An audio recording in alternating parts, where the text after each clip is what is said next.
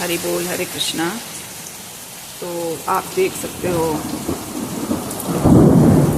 कितनी ज़्यादा बारिश हो रही है यूएस में।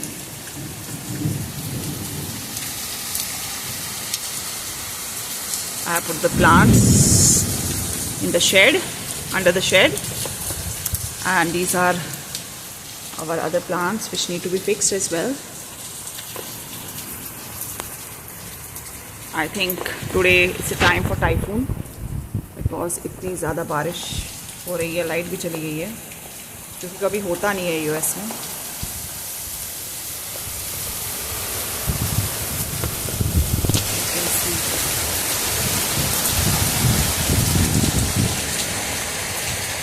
But I'm loving it.